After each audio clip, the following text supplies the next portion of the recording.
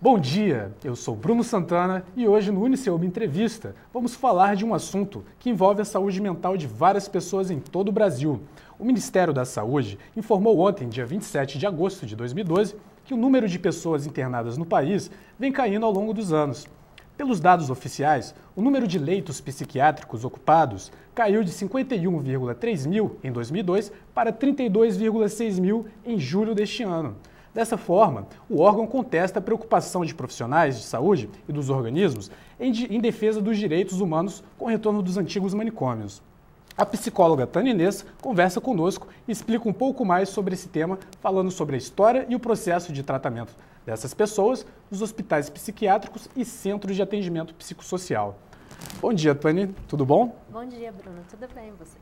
Ótimo, obrigado. Bom, professora Tânia, eu queria ver com a senhora o seguinte. O temor dos profissionais que lidam com a recuperação dessas pessoas é que estejam correndo um retorno dos antigos manicômios, que foi proibido pela Lei da Saúde Mental 10.216, que foi sancionada em 2011. O que ocorre em torno dessa lei antimanicomial? Bom, essa lei, né, ela foi uma grande conquista do movimento social aqui no Brasil, né? Desde 1992, na verdade, que a política de saúde mental, ela é de desinstitucionalização. O que significa isso? É a ideia de que ninguém mais vai viver nos hospitais psiquiátricos, né? De que o lugar das pessoas é na sociedade, né? A ideia de inserção social.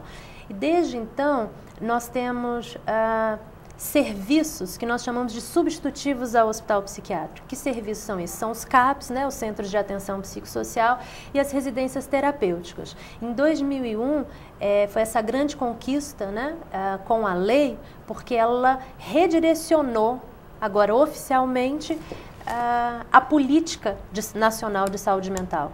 Então, esse dado que você traz do Ministério da Saúde justamente nos mostra que a cada vez que se constrói um serviço substitutivo, ou seja, um CAPS ou uma residência terapêutica, nós vamos fechando leitos psiquiátricos. A questão é que essa reorganização, né, do sistema de saúde, ela está muito mais lenta do que nós gostaríamos, né? A lei previa, se não me falha a memória, um prazo de 5 anos para que não houvesse mais nenhum leito psiquiátrico. Né? Já são 11 anos, né? E hoje ainda existe? Existem, são esses números, né? São mais de 30 mil exato. Leitos ainda, né? Então, enfim, a lei a princípio é uma garantia, porque ela prevê justamente, né, a substituição gradual, né, dos hospitais psiquiátricos pelos serviços substitutivos.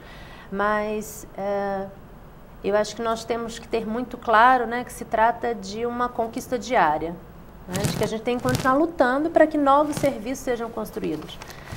Certo. Bom, Tânia, qual foi a primeira hospital psiquiátrico aqui em Brasília? O primeiro hospital psiquiátrico, aliás, o primeiro e único, né, hospital psiquiátrico público, né, aqui do Distrito Federal, é o antigo HPAP, que hoje se chama Hospital São Vicente de Paula, né, era o Hospital de Pronto Atendimento Psiquiátrico, né, é um hospital que fica em Taguatinga e é o único hospital psiquiátrico público que nós temos. E quando uma pessoa ela procura um hospital psiquiátrico, quais são os casos mais frequentes que a pessoa precisa ser internada? São os momentos, né, que nós chamamos de crise, né? Como o próprio, né, termo indica, são momentos onde o sofrimento está intenso demais. Esse sofrimento ele pode assumir formas diferentes, né? O sujeito ele pode estar no que a gente chama de um episódio maníaco, né? Então ele tem uma experiência de uma intensa euforia, né? Uma elevação do humor. Pode vir na forma, né, de surtos psicóticos, né, experiências, né, alucinatórias, delirantes. Pode vir na forma de uma profunda tristeza, né, de uma ideação ou ameaça de suicídio. Ou seja, momentos onde o sofrimento ultrapassa o sujeito, né? Intenso demais. E como é que é o procedimento para as pessoas serem internadas? Chegarem lá, fazer inscrição, como é que acontece esse processo? Eles são recebidos na emergência pela equipe médica, né? É o médico que vai decidir a necessidade ou não da internação. Isso no modelo clássico, né? No modelo hospitalocêntrico. O que nós queremos, o que o Ministério da Saúde prevê é uma outra forma de acolhimento.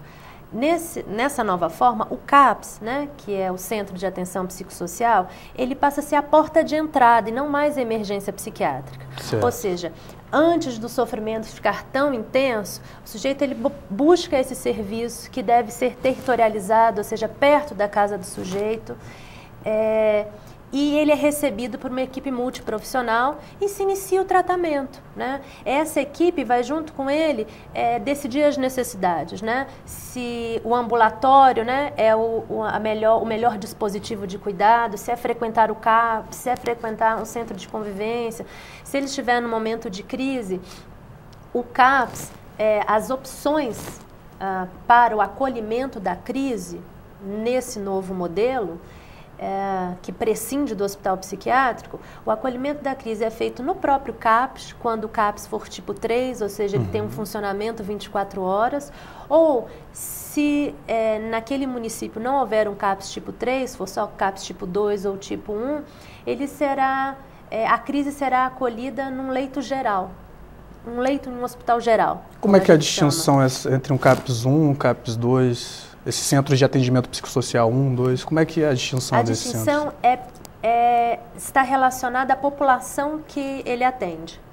Então, o CAPS tipo 1, ele é para municípios pequenos, né? Então, ele funciona meio período, tem uma equipe um pouco menor, né? Equipe básica de saúde mental, né? Como a gente chama. O CAPS tipo 2, né? Para municípios de porte médio, e aí ele funciona, né? De segunda a sexta, de 8 às 18, podendo funcionar num terceiro turno até às 9. E o CAPS 3, né? Para municípios de maior porte, eles funcionam 24 horas todos os dias da semana e eles têm alguns leitos justamente para acolhimento da crise.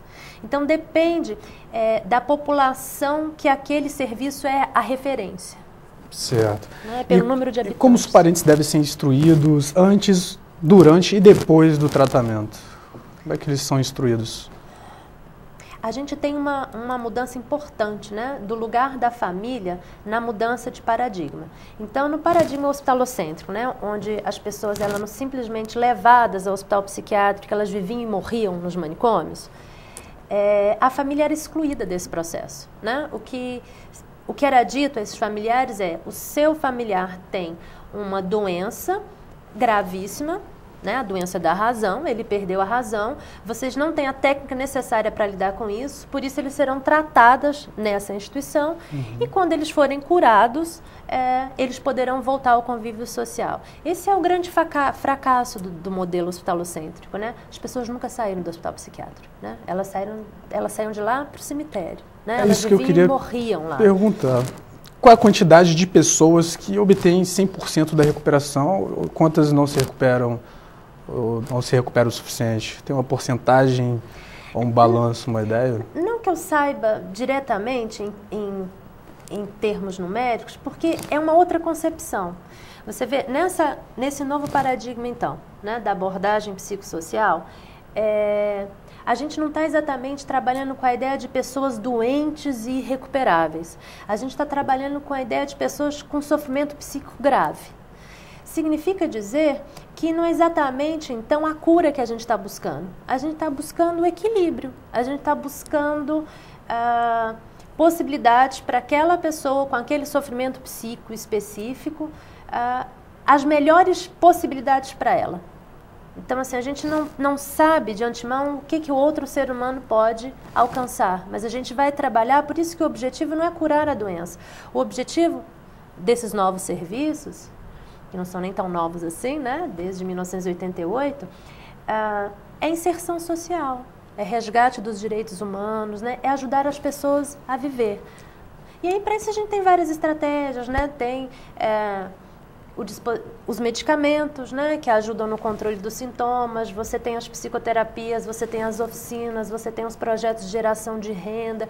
Retomando, né, a sua pergunta da família, nesse paradigma, a família, antes de excluída, agora tem um papel fundamental. Ora, a família é o primeiro lugar de inserção social. Então, a família, dentro dessa proposta, eu diria para você que ela tem um duplo lugar.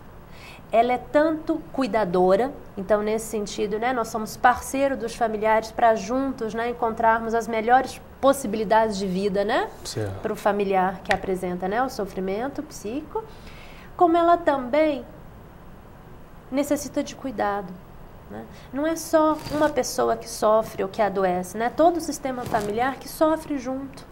Então, também é preciso cuidar dessas famílias para que elas sejam melhores cuidadoras. E quais são os tipos de psicopatologias que ocorrem, que existem, que são mais frequentes nesses centros de atendimento e em hospitais psiquiátricos também? O transtorno bipolar, todos os transtornos do humor, né, sejam polares ou, né, unipolares ou bipolares, né? Então, o famoso transtorno bipolar, os transtornos depressivos graves, a esquizofrenia e os outros transtornos psicóticos, transtorno delirante. E quais são as outras opções de tratamento para essas pessoas com essas psicopatologias? O CAPS é um serviço que oferece diversas terapêuticas, né? Desde as terapêuticas biológicas, ou seja, né, os mais diversos medicamentos, as terapêuticas psicológicas, então psicoterapia individual, psicoterapia em grupo, psicoterapia familiar, como as estratégias psicossociais. Então, a participação de oficinas de arte, né, oficinas de geração de renda, oficinas ligadas à cultura, né, produção de vídeos.